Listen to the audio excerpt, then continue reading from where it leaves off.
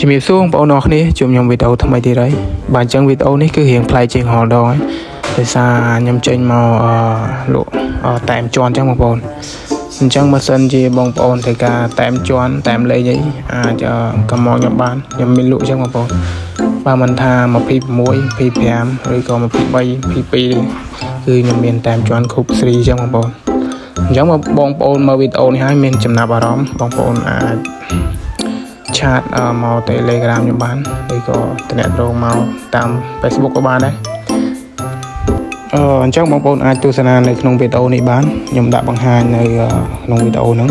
មានតែមជាន់ច្រើនប្រភេទបងប្អូនតាមបងប្អូនឆ្លាញ់មួយណាបងប្អូនអាចតំណែងមកខ្ញុំបានតាម Facebook Page ក៏បានតាម Telegram ក៏បានបងប្អូនមើលតាមវីដេអូហ្នឹងទៅមានចំណាប់អារម្មណ៍អាចតាក់ទងមកខ្ញុំបានបងប្អូន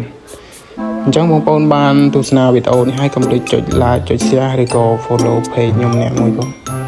ដើម្បីបានវីដេអូថ្មីនៅពេលក្រោយទៀតចឹងបងប្អូនបាទឥឡូវយើងទស្សនាទាំងអស់គ្នាទៅហើយមួយទៀតបងប្អូនចំពោះបងប្អូនគាត់នៅឆ្ងាយអញ្ចឹងនៅពេលដែលគាត់ចង់បានអញ្ចឹងគាត់អាចកម្មងខ្ញុំបានតែមិនជាន់ហ្នឹងបងប្អូនគឺខ្ញុំផ្ញើមកពី5ខេត្តក្រុងហ្មងបងប្អូននៅឆ្ងាយក៏អាចផ្ញើសេវាផ្ញើបានដែរបងប្អូននឹងខ្ញុំបញ្ជាក់ម្ដងទៀតចឹងបើសិនមានចំណាប់អារម្មណ៍ចឹងគឺខ្ញុំមានតាមគ្រប់សេរីបងប្អូនមិនថាសង2025 26ទេចាប់ពី20ចុះក្រោម22ចុះក្រោមខ្ញុំមានដែរបងប្អូនមានចំណាប់អារម្មណ៍អាចឆាតមកបានតំណែងមកខ្ញុំមក